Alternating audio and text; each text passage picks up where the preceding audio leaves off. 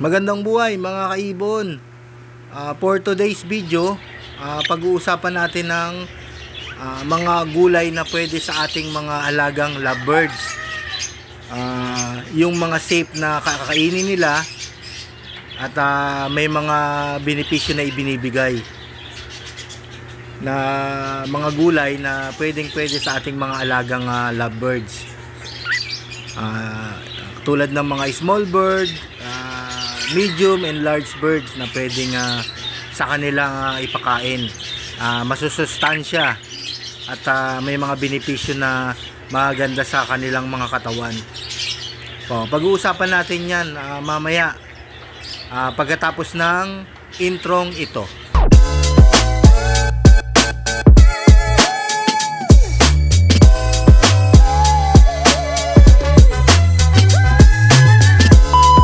Ngayon mga kaibon, welcome back po. Pag-uusapan natin ngayon kung ano nga bang mga safe na gulay para sa ating alagang ibon. Ito yung kangkong na safe para sa ating mga alagang ibon. Sa nakikita nyo, sarap na sarap yung ating mga alagang parakeets sa pagkain ng gulay na kangkong. Yan, sinabay ko na rin pala yung pagpapaligo sa kanila. Bali yung tangkay hiniwalay ko at nilagay ko sa isang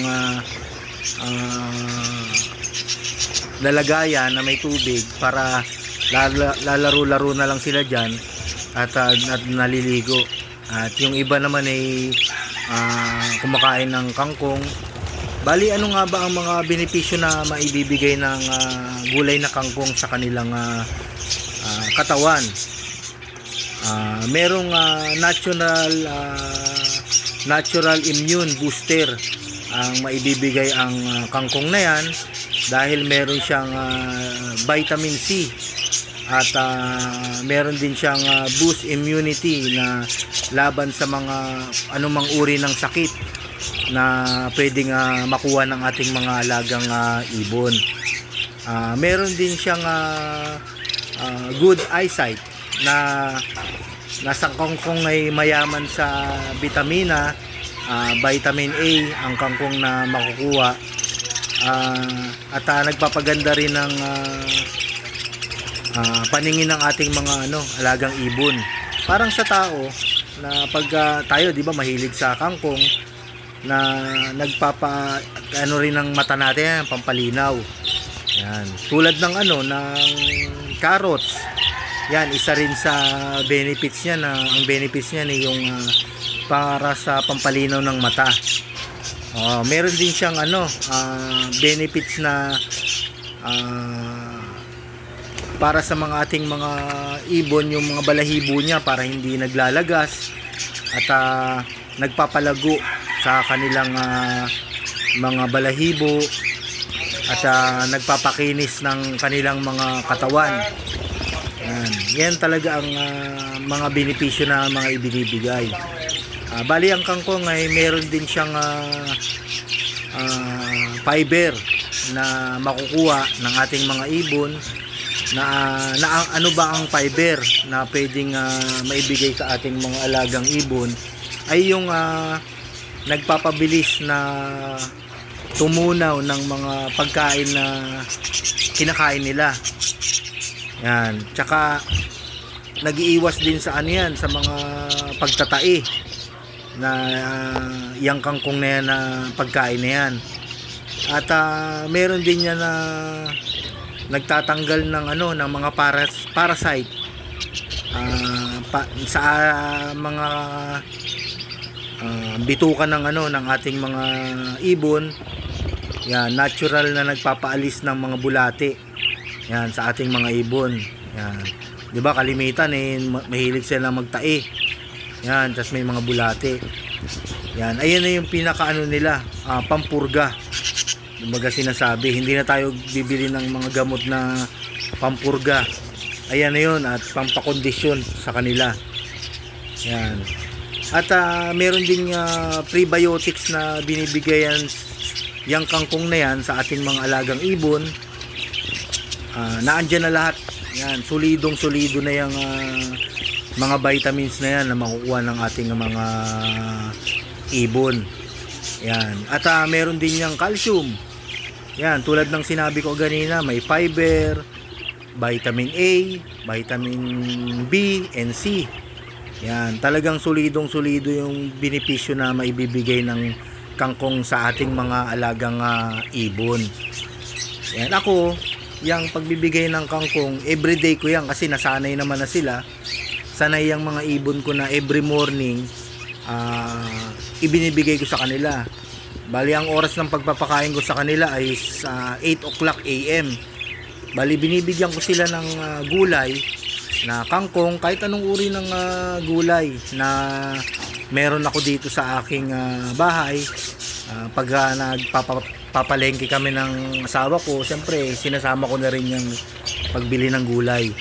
Bali, every morning 8 AM na binibigyan ko ng mga gulay yan, tulad ng kangkong, everyday yan na may gulay. Tapos pagdating ng 10 PM, seeds na ang ibinibigay ko. Oo.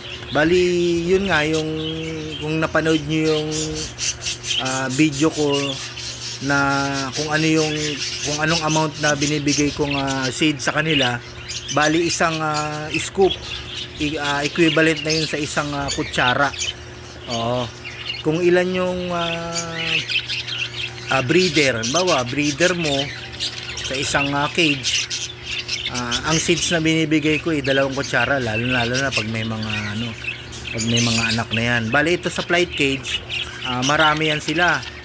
Bali, tinatansya ko yung pagbibigay sa kanila na kasi marami sila. Siyempre, kailangan sakto lang dun sa kung ilang quantity nung ibon na nandun sa flight cage mo. Bali, balik na pala tayo sa mga gulay na pwede pang ibigay sa ating mga alagang ibon bukod sa pagkain ng kangkong. Bali, marami pang mga gulay na pwedeng ibigay sa ating mga alagang ibon. Meron tayong mga gulay na safe para sa kanila. Yan, tulad ng ng malunggay. Yan. Maganda rin sa kanilang katawan yan. Yang malunggay, syempre meron yang calcium. Basta lahat ng mga vitamina na makukuha ay meron yan sa lahat ng mga gulay na sasabihin ko. Yan, number 1 malunggay. Tapos pwede rin sila ng carrots. Yan, yung kanina nagsabi kong carrots, yung pampalinaw ng mata. Yan, yung carrots na yan. Pechay. Yan, kahit saan natin pwedeng mabili. Siyempre, kung meron tayong tanim sa ating bakuran, o kaya sa kapitbahay, o kaya nagluto kayo ng ng nilaga, bukuran nyo na rin yung alaga yung mga ibon. Meron ding talbos ng kamote. Tapos pwede rin silang siling labuyo, siling green, yung pansigang. Yan, pwede yan. Pwede yan. Kung may mga tira kayo na pag yung siling pangsigang, kung magsisinigang kayo, syempre tabihan nyo kahit isang pirasong sili. Tapos pwede rin silang kalabasa. Yan, kalabasa. Tapos pwede rin silang green beans. Yan. Tapos lettuce. Yan, pwede rin bigyan nyo sila ng broccoli. Yan. Siyempre, hindi naman sinasabi na bilhin nyo lahat itong gulay na sinasabi ko. Bali, kung meron lang kayong available na gulay na kung itong mga sasabihin ko, pwede nyo ibigay sa kanila kasi medyo mahal nga itong broccoli tsaka cauliflower. Mahal talaga to. Alam ko, mahal to. Yun nga, yung sinabi ko, last na yung na broccoli, pwede rin na cauliflower. Yan, okra. Yan, pwedeng ibigay yan sa sa ating mga alagang ibon. Lalo yung kung may tira kayo, kung magsisinigang kayo, yan, syempre mag-iwan na lang kayo ng kahit na 2 piraso na okra. Tapos ihiwa-hiwain nyo lang yan. Syempre bago nyo ibigay sa inyong mga alagang ibon, hugasan nyo na muna kasi may mga ano yan, may mga pesticide yan na ini-spray. Yung mga gulay na yan, syempre kailangan na linisan muna natin bago natin ibigay sa kanila para hindi mapunta sa kanila yung mga sakit. Oo. Tapos pwede rin silang repolyo. Yan, yung yung bell pepper. Yan, pwede sa kanila yan. Yung lalong-lalo na yung yung cucumber. Yan, saluyot. Yan, pwede kung merong nagbubulang lang na tirang saluyot. Pwede yun, lalo nga pwedeng kahit yung tangkay, pwedeng kainin nila yun. Yan, tsaka yun, itong last na sigarilyas. Yan yung mga pwede nating ibigay sa ating mga alagang ibon na safe para sa kanila. Oo. Yan, mga masustansyang gulay para sa ating mga alagang ibon. Naandyan na lahat yan, mga vitamina, na pasok sa kanilang pangangatawan. May mga carbohydrates na makukuha. Ako, magbigay ako niyan 3 times, baga everyday ako magbigay, paiba-iba. Kasi sanay na yung yung alagang mga ibon eh. Pero kung hindi naman yung sa mga newbie, pwede kayo magbigay 3 times a week. Try nyo MWF. Yun. Bali every morning lang kayo magbibigay. Kung anong oras kayo sa umaga, pwede 7 o 8 AM. Ako sa 8 AM. Tapos sunod na yung 10 AM, yung seeds na. Kumbaga sa mga baguhan yan, 3 times a week. Pag nasanay na yung mga alaga nyo, pwede ng araw-araw. Yun, recap lang para sa bigay ko yung mga pwede mga gulay. Yan, kangkong, malunggay, number 3 carrots, number 4 pechay, number 5 talbos ng kamote, 6 siling labuyo, siling green, kalabasa, green beans, lettuce, broccoli, cauliflower, okra, repolyo, bell pepper, cucumber, saluyot, at sigarilyas. Yan ang mga pwede at safe na kainin ng ating mga alagang lovebirds. Kahit anong uri na lovebirds, yung sabi ko nga, mapa small, medium, large bird ay pwede yan. Kaya sana may konti kayong natutunan sa aking binigay na tips sa pagbibigay ng mga safe na gulay. Bali, shoutout muna tayo sa ating mga masusugid na mga nanonood. Kay Christian Barro, yan, kay Sir Sergio, at kay Sir UB. Bali Indian national yan na ating subscriber na nagko-comment sa ating mga video. Kay Joshua Alsona, Edgar Adri Villaro, at Archel Nasam Jr. Yan, isang Indian national din. Si Sir Jason Aquino, si Sir Aldrin Mark Guevara. Yan yung mga masugid nating taga-panood sa ating mga ina-upload na video.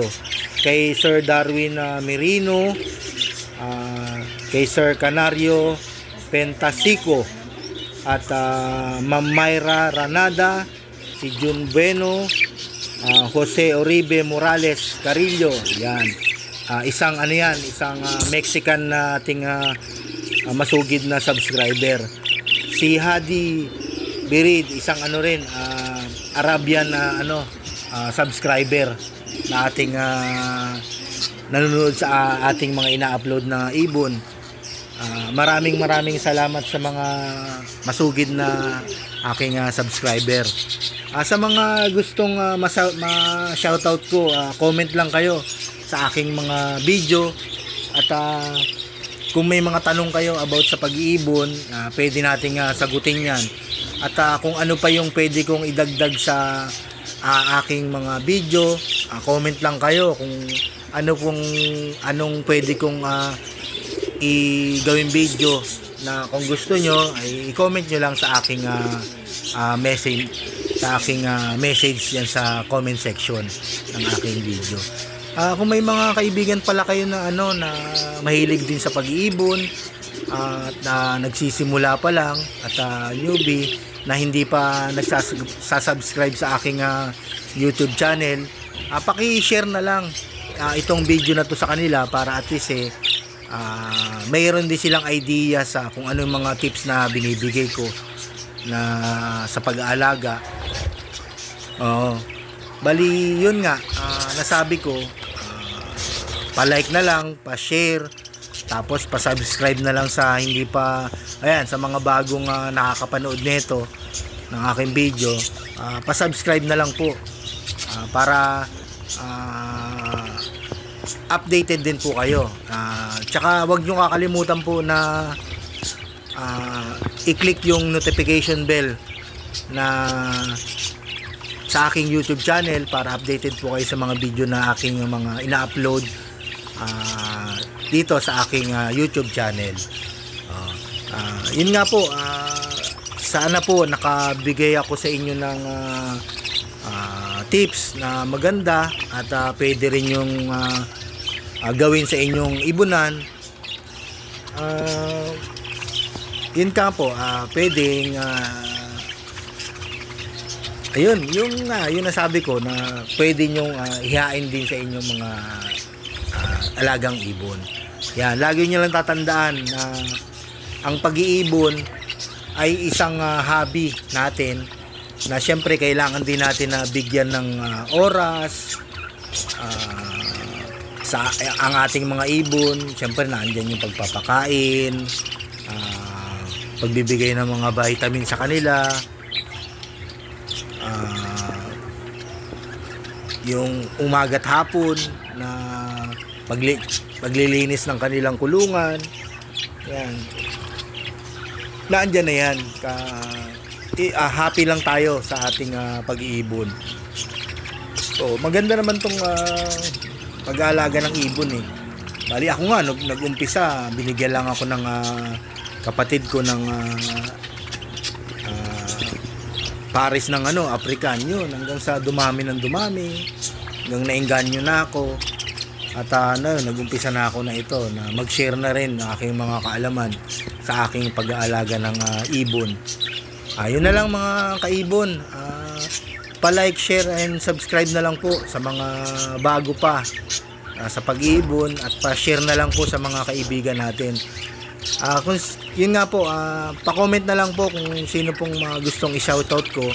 Comment na lang po kayo sa aking YouTube channel. Okay, maraming salamat sa inyo. Enjoy your watching.